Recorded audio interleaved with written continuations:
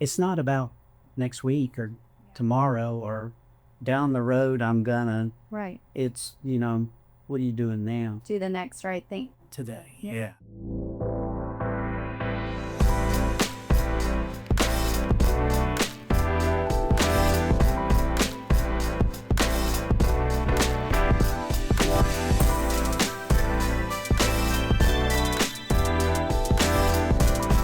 Welcome to the Empowered Life podcast, where we are going to share stories of transformation, stories of impact, and stories of faith and action. I am your host, Meredith, and today is a very, very special day. This is our first episode, and we are so thrilled to launch this podcast with an incredible story from someone whose faith and obedience has literally sparked a global movement.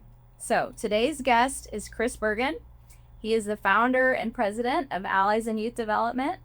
And Chris has spent his life saying yes to the next right thing, even when the road ahead didn't really make a lot of sense, whether that was leaving behind a successful business or a ministry or traveling around the globe to love on orphans. Chris has this calling that is born out of a deep compassion, and it's sustained by his faith, and you're going to be blessed to hear his story. So what started in Chris as just a burden to help vulnerable youth and orphans has today grown into an international organization, Allies in Youth Development. So Allies is in, get this, 74 countries.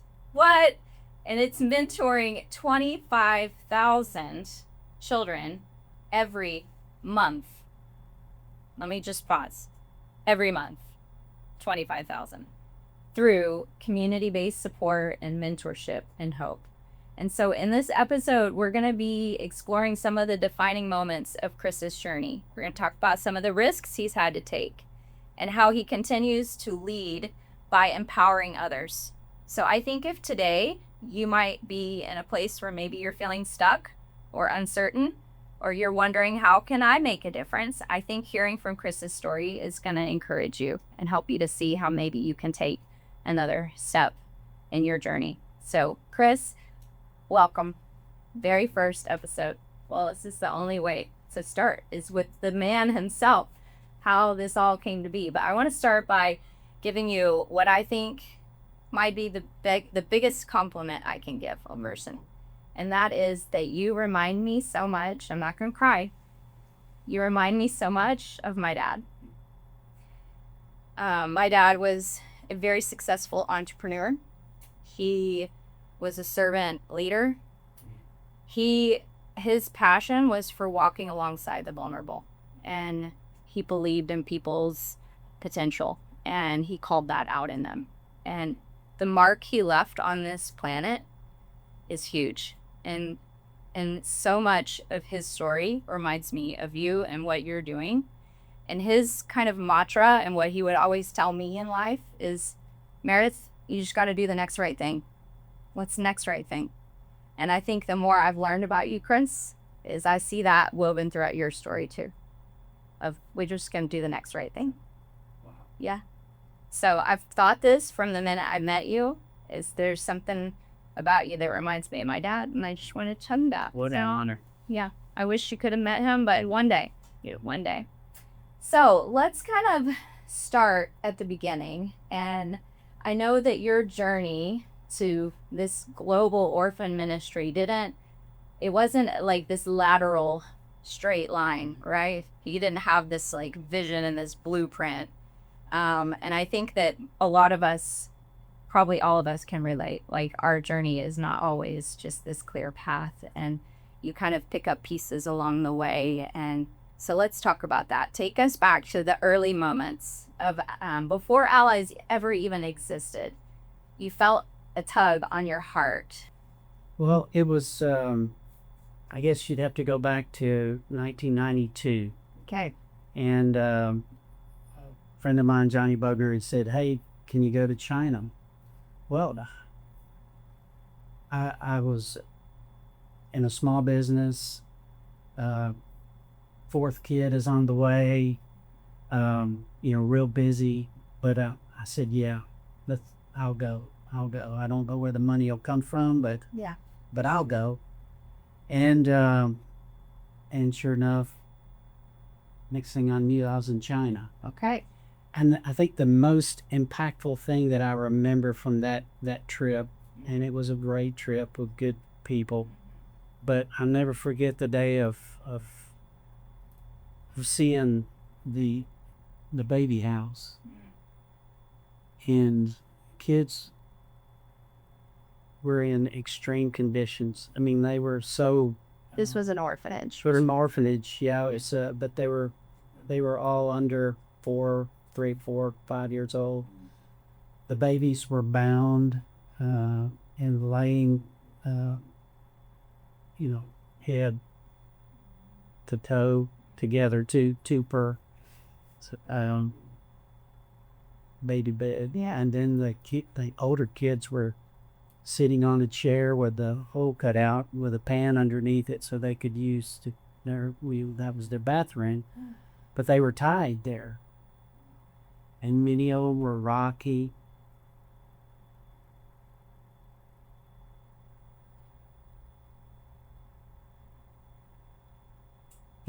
It's just hard to even to remember. Yeah. It's just hard to see it. And because you can't forget it. Yeah. So that was my first trip to an orphanage. And I couldn't do much. I was came off that trip. I'm back to work. I'm a provider for my family. Right. Not much I can do. Yeah. But to be involved in my church, be involved in what they're doing to serve the community, to for the cause of Christ. That was what I could do right then and there. Right. And as a young man, and to try to live an example for others. But I never forgot that. I never forgot that moment. Do you feel like in that moment you didn't know what this was going to turn into? Oh, I had no idea. Yeah. But do you see now, looking back, that was a seed planted? It was. Yeah. Yeah, I think that was a seed planted that it grew. Yeah. It grew. Right. I didn't know I could do anything. What can I do? Right. But God just got your heart at that point. He did. And it was a seed that would later turn. Mostly could just pray for those kids, and I know that Johnny and the ministry that he was doing there, they did come up with solutions. Yeah. And help for that place and many other places. It seems like it was almost like your eyes were just open to a whole another world. It was open to a whole nother. Yeah. Exactly. It's so easy for us here in America to just get in our routines, and we don't see things like that, and it wrecks us, Roy. And when you see something like that, you say this often, you can't unsee it. Right. And it's obvious when you're sitting here and you're thinking back to that moment and you're visualizing it. In 1992, that was a long time ago, and it still penetrates. You can't unsee these things. You can't unhear the sounds that those children make. You can smell what you smell. Yeah. It's all the senses that we have. Right. And but then fast forward to seminary. I've come through seminary. I'm working in a church in Texas, and I'm going on more mission trips, particularly to Russia, to Belarus, to Holland, to those kind of places, and then I get to see more orphanages there, and I felt better about some of the orphanages that I saw with older kids, and I still never forgot the baby house. Yeah. And I know it's pretty gruesome. Right. But I was familiar, or I was seeing the issue even more, and so that 1992 trip kept coming back. Yeah.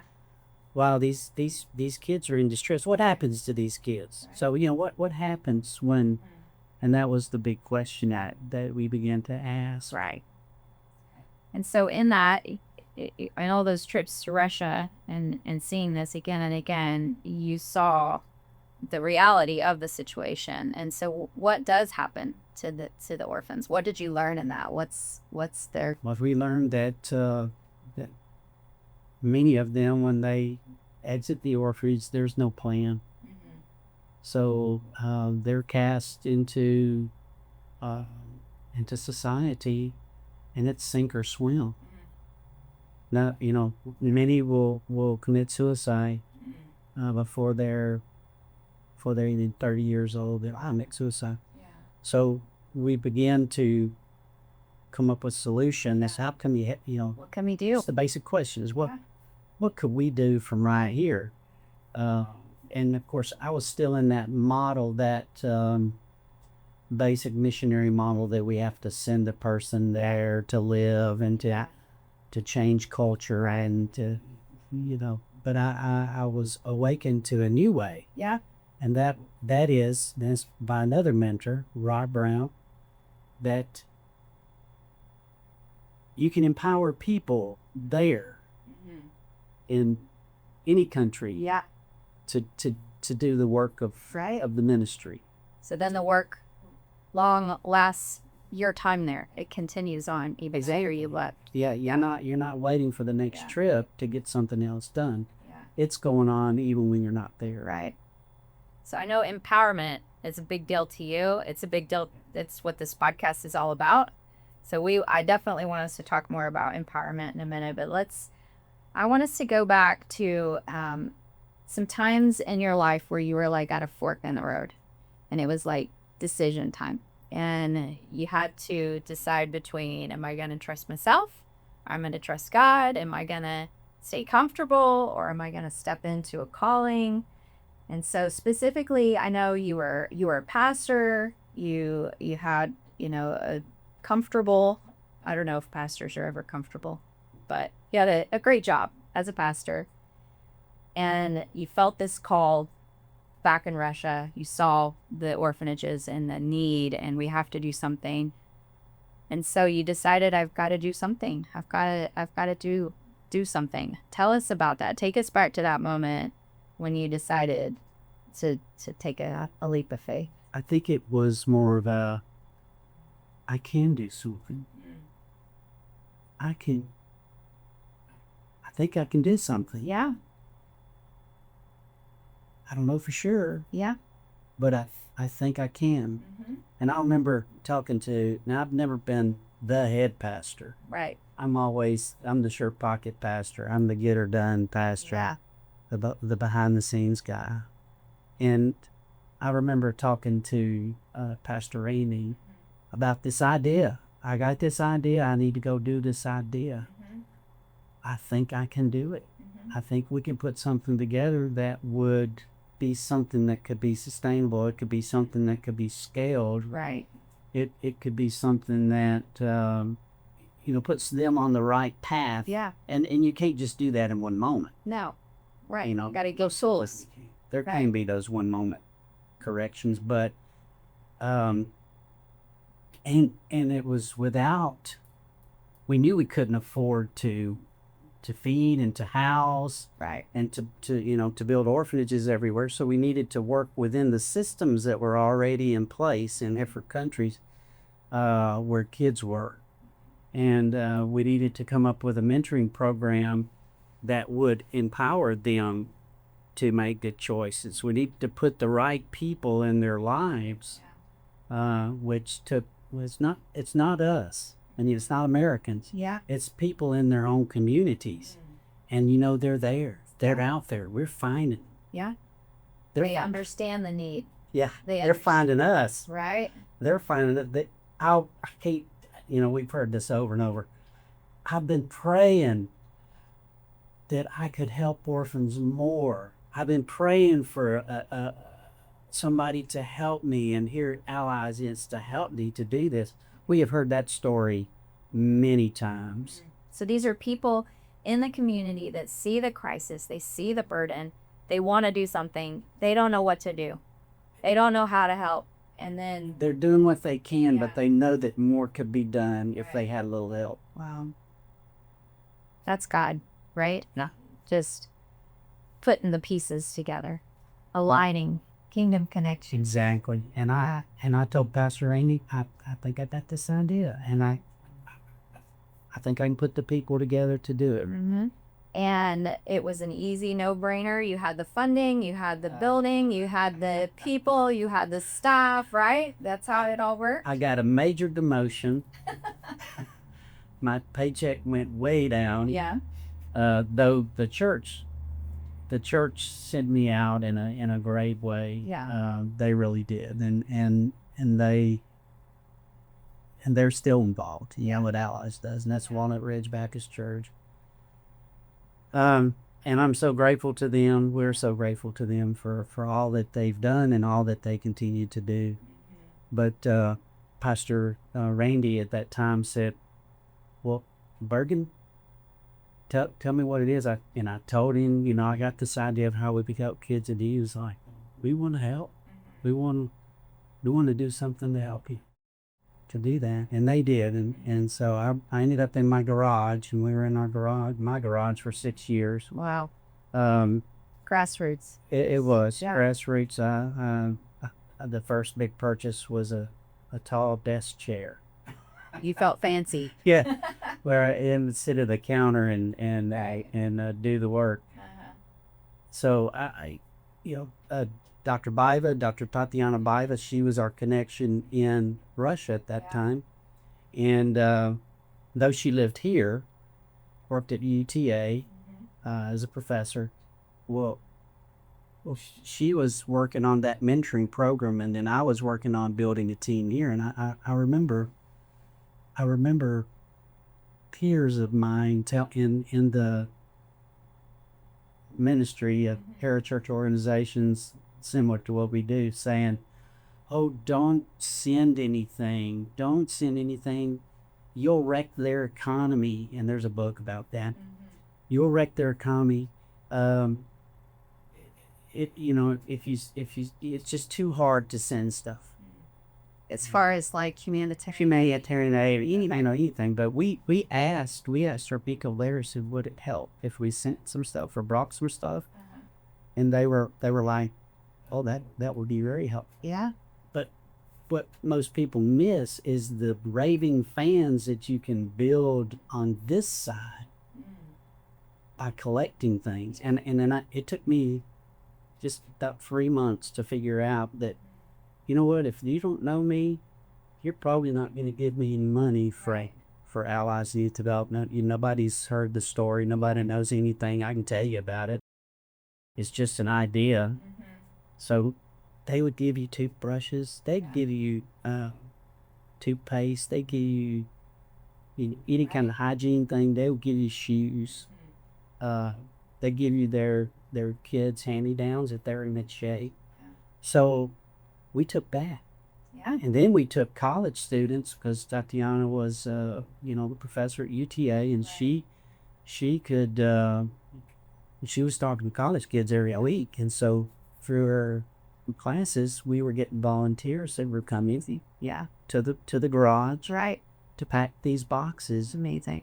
And I'll never forget the first few boxes that we took, and the students in Russia that were unpacking the boxes, they just had the best time getting this stuff ready to take it into the orphanage. Wow. It was magical. Yeah. So does Allies still today send humanitarian aid? Oh, do we? Okay.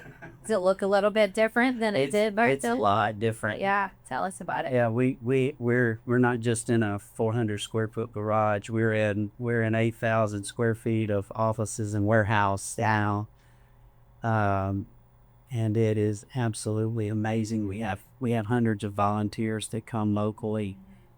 We have volunteers in Portland, Oregon that are collecting and sending goods overseas. And so aid is being sent to these Every month. every month. Yeah, everything's free. People donate the stuff, but but we have in our budget for the freight to ship it. Wow. And then when we go on trips, we take it. And then when we have friends that are traveling to a place where we have our network, they'll take what we call Allies bags of hope. So we'll pack them a duffel bag, and then they'll take it and then pass it off to our leaders. Wow. In these countries. So somebody's listening and they are traveling somewhere in the world. yes, Likely chance that we have an Allies program there, because we are in 74 countries. Yes. So they should bring humanitarian aid they could with them. They could take a bag or two. The YMCA has really jumped on board here in the Mansfield, Arlington area. They have several trips going to Peru, to Vietnam, to Cambodia, and they have carried 55 bags the last 2 years, a little 2 years. So Allies team will meet them at the airport and do the handoff, or do they? Yeah, they get there to where they're going, and then Tatiana will contact her leaders. It's very easy. But the impact is huge. Oh, it is. Yeah. It is. It's enormous. It's awesome, and it causes people. You can see it, because if you come in and you pack a bag or you pack a box, Right. we're going to take your picture and we're going to put that picture in the bag or the box, Right. so that they can see impact. Oh my goodness. So love that. It's the human connection. It is. This bag didn't pack itself, but these are actually people on the other side of the world who see you, who love you, who care about you, and want the best for you. Here's what they look like, and that is huge. And the magic is, Meredith, if you're talking to somebody about Allies, and they go, man, I want to do that, you can get them involved tomorrow. Yeah. Maybe even today, Yeah. if there's something going on in the warehouse. Right. But people come every week to do. Hundreds of people are coming now. It's amazing to participate in this wonderful act of kindness that's going throughout the world. It's just so cool to think how it started 15 years ago. And I wish we had video of that so we could compare. But I love the story you've told me about this kind of defining moment when your pastor kind of called you out a bit. My first profession was automotive. So I'm trained by Toyota. I worked for several Toyota dealers. I'd had my own business working on Japanese cars. And so I'm able to do that, and not so much anymore, but 14 years ago, I could do it. So when I left my job at the church, like I said, my income went way down. So I was doing as much as I could, fixing cars. And so I had breakfast at the local restaurant and with a group of men. And after it was over, Pastor Randy was there, and he said, "Hey, Burgin, did I hear right? Are you still fixing cars?" I said, "Yes, sir." And he put his big finger right in my chest. He said, "Then you're not doing your job." So I went home and I pretty much sold all my tools, all the equipment that I had. Not hand tools I still had, but all the equipment that I had, I went ahead and got rid of pretty much everything. So I could honestly tell somebody, they call, try to orphan the car, that I can't do it anymore. You had to remove that. It was temptation. It is. It's a temptation to rely on yourself and not go all in, trusting God. Wow. And you're not. You gotta love people who love you enough to put their finger in there. Speak truth. Yeah, it's not truth. You needed that. He was right. Yeah. God told him to say that. I had no doubt. So that was how many years ago? That's probably 2014. Okay. And so wouldn't it be nice if in our life we only had to take one big leap of faith, right? But no, it's many. And so I know that even just this week, you had another one of these encounters where you had to, it was a fork in the road. Am I going to trust God or myself? Am I willing to be uncomfortable? And so I want you to tell us a little bit about that. What happened? Well, I was meeting with a mentor of mine, and he asked me a question. He said, Burgin, what do you fear? What scares you the most about what you're doing with Allies Youth Development? And I said, well, let me think a minute. And after a few minutes, I said, I think that it would be that God not bless, and we couldn't help the kids. And then he said, well, let me tell you. He said, I think you're so aligned with what the will of God is, what God wants, what true religion is. And he quoted James 1:27, true religion that God the Father, honors as pure is to take care of widows and orphans in their distress. And he said, he's going to bless that. Yeah. He is going to bless that.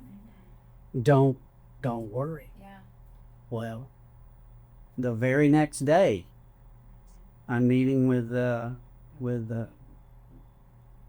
one of my really dear best friends and his wife, and he was telling me, Chris, I'm so sorry I haven't helped you more with this, and he said, I've just kind of been afraid, and work's off a little bit, and my income's off a little bit, but I want to step out in faith, and I want to help you. And and this was as a part of a conversation that had been going on, and so I said, well, wait a minute. In light of this lack of faith and step of faith that you're taking, about our waiting list, and they did. And the waiting list is we had over 2,200 kids that are waiting. That leaders are trained. Everything's ready to mobilize. 2,200 kids. 2,200 kids that want to be a part of our program. They're waiting. And what's standing in the way? Money. And so I didn't want to prove that until, I knew I could pay for it, that we could pay for the funds. Yeah. So I said, in light of what you're talking about with faith, and in light of our children that are on the waiting list, and I clarified, make sure they understood about the waiting list. They said, yes, we know about the waiting list. I said, should I just take them all off the waiting list? And they immediately said, yes, take them off. Take them off that waiting list. Now, they didn't say, we're going to give you the money. That would have been an easy decision. Yeah. What they said is, we're going to walk with you through this. We're going to walk beside you. That's so powerful. That in life, you don't have to be the one that, always provides and gives all the solutions, but to be willing to walk alongside someone in the journey. That's powerful. And so I said, I'm going to take them up. Take the kids up. And came back to Mansfield and talked to Tatiana and said, we're going to take them up. You made her day. She's like, what? Yeah. Wow. And so just looking back to his question, what fear do you have? Like, that was a moment where you had to face the fear. I did. Because in that decision, do you know how? Do you have the funds? We've got to trust. It's not our problem, it's the Lord's problem. There is kids. Yeah. There is kids. That's right. He loves his orphans. Yeah. It's amazing. So how do you reconcile between that tension of wanting to be a responsible planner and in being a leader of this organization and then radical faith? I know that's a hard question, but it is. Well, I think that you definitely have to do what you can. But then there are times that we're going to be called upon to to do it more, to risk even more. Yeah. Because you know what? In time, we're going to be telling the other side of the story. Yeah. How God did provide. That's right. That's right. And it won't be in, it's not like we got to pay for it right now. Yeah, second. Right. You know, we try to commit to children at least on an annual basis. And we, so far, it's been way more than annual basis. Yeah. That's just kind of how we reckon it or how we figure it. And so we're going to be able to tell and proclaim It's how beyond God took care of this, how He is mighty and strong. That's right. Have you seen that in your life that His faithfulness and the blessings often start with your step? Oh yeah, I think that it takes that, and I don't know why. I don't know why that I had the fear that we had to start the waiting list anyway. Right. But You mean why you didn't just yeah, why did we just approve keep them? approving them as they Keep come? approving them. But I think God wants to show us Yeah. that He is strong. Well, I think the enemy likes to seep lies and fear into us, and it's something that we have to battle on a daily. Mm-hmm. It's not like, I think it's very easy for those worry and fear to slip in, and that's when it's great to have great friends and mentors like you've had that you can kind of help call that out in you. Well, I have just a little bit more Yeah. that I don't think I've told you yet. Okay. Because I had another meeting. Okay. I'm I excited. had another mentor of mine. Uh-huh. And I told him what had happened. Yeah. And he goes, "Oh, Chris, you would not believe I've just written this talk that I'm going to be doing." He said, "Here's one of my nuggets. The fear that we feel, we had that lack of faith, often masquerades as wisdom." Fear that we feel often masquerades itself as a wisdom. The fear when we lack the faith that keeps us from acting in faith, that fear masquerades as wisdom. So this is where it's about just being in tune with the Lord on a regular basis to be able to discern between the two, because it can be difficult to reconcile. Well, when God finishes this story and we see His faithfulness, which we know is going to be amazing, we're going to have you back on the show and you're going to tell us part 2 of what happened with these kids on the waiting list. That's awesome. So one of the things I admire so much about you and your story, and that's something we hit on a minute ago, is just this idea of empowerment. And not about just helping in the moment, but building something that truly lasts. And I think it's really clear that you have a passion for empowering and equipping people, whether that's orphans and vulnerable youth or your own team, and the people in the organization. So tell me, why is that so important to you? What is it about building something sustainable that is your passion? Well, I think that people, the most valuable thing that you can say to a person is their name. That's to be known. Yeah, to be known. They're giving people the ability to do something or change something, to take credit for something. Why do I have to take credit?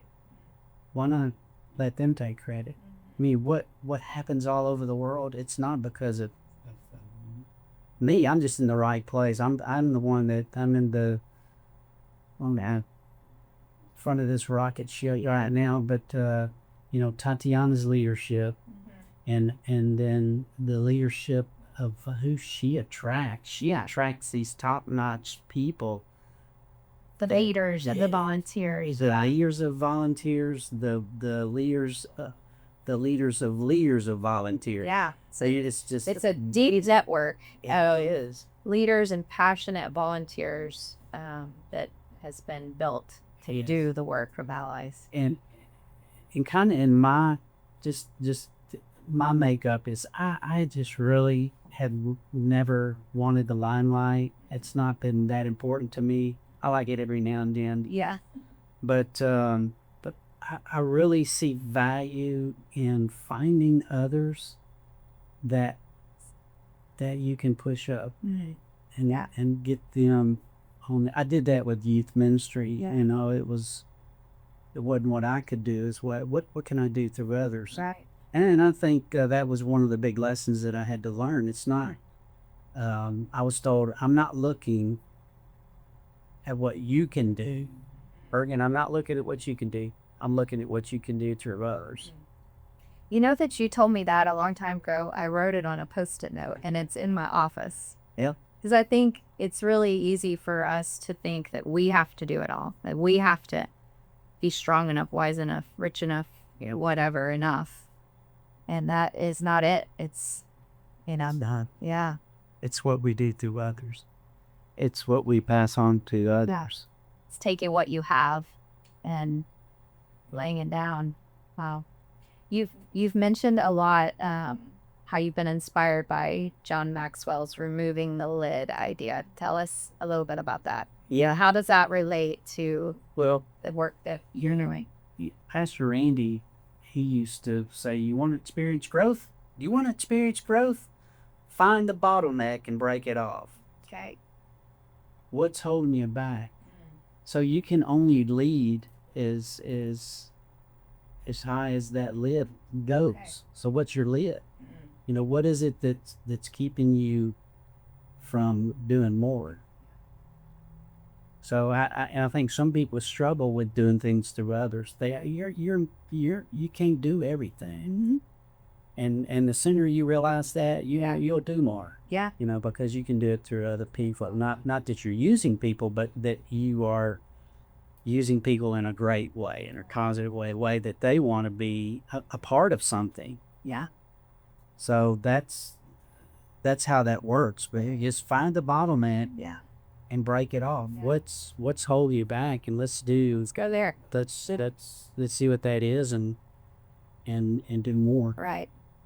Yeah, I think just that idea of limiting beliefs, it being able to identify what are the limiting beliefs, kind of like what your mentor said, what are you most afraid of? And we had an event yesterday that Chris and I were at, and one of the guys that shared was talking about how so many of the orphans, they don't think about their future. They don't think about, what do I want to be when I grow up? Or, what does life after this place look like? They don't have thoughts like that. And so that's where these mentors come in, and they are able to remove the lid and start to say, hey, there's more to this, and what's in you. And that these can be our future pastors and teachers and doctors and lawyers. And it just takes someone being willing to step into their life and plant that seed. Exactly. It's hard for us who have children here to even imagine, because we've grown up, or we've raised our kids from day one just believing in them and telling them the sky's the limit and you can do anything you set your mind to. And they've heard that message, but these kids haven't.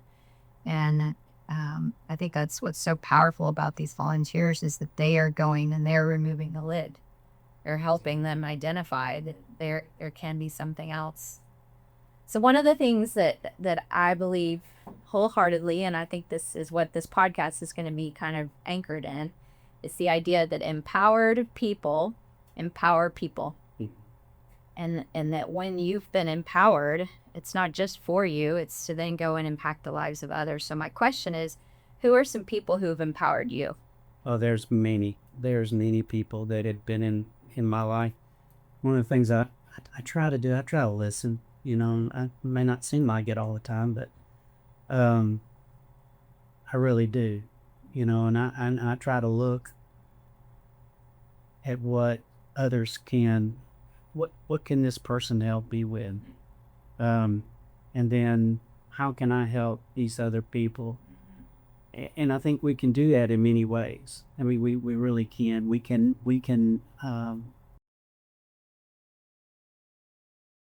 You gotta start where you are. Yeah. Allies wasn't even on my radar, but there were things that I was doing in my church. There were things that of course, my family was involved in that helped others. So, you do what you can where you are. Right. It's not about next week or tomorrow or down the road I'm gonna. Right. It's, what are you doing now? Do the next right thing. Today. Yeah. And then in my particular case, allies wouldn't have been possible 5 years earlier because I still had kids in college. Yeah. I still had to be a major breadwinner in our family for us to make it. And I'm a believer, he who does not work, he doesn't eat. So Gotta do it. because it's an example for my boys and my children. So the timing has to be. I've talked to many people, and I really have a burden to start this program or this ministry or whatever, but they got a bunch of little kids, they're trying to raise. Timing may not be right now, but you can still do something. That's right. It's not abdicating you from the responsibility to do something. It just means that it's going to simmer. It's just like me going to that orphanage in '92. Yeah. It simmered. Yeah. And it was a seed that was planted. And then when it came to 2011, and I went to the pastor and said, I got this idea, and I need to go do this idea. And it was the right time because my kids were out of college. Yeah. But you didn't sit around being idle doing nothing in the meantime. I was, even before then, I was going, I was doing the idea wasn't truly formulated until, and it wasn't even all formulated. It was just these bits and pieces that I was putting together. Yeah. And by 2011, I kind of had to push off, out into the water. And I didn't have the paycheck. I didn't have money being put in my retirement. Right. But, I have a loving wife that, says, are you at the job? And I said, yeah, we can do this. But I didn't have the responsibilities that I had just a few years earlier with kids. In timing has a lot to do with it, but it doesn't mean you can't do something. Right. You should do something. So what would you say to someone who's hearing your story and they've heard, all that you've talked about with the orphans and they feel a stirring in them that they want to do something, but maybe they don't feel like they're equipped or qualified or that they have anything to give. What would your encouragement or advice be to them? You're going to need some OJT, on the job training, to start volunteering in different ministries. There are many nonprofits all through the Dallas-Fort Worth Metroplex, all through our great United States, and all through the world. There are nonprofits. Volunteer. Okay. Go do something. Yeah. Don't just be idle. Go do something. That's good. Yeah, just a small step can have a ripple effect, right?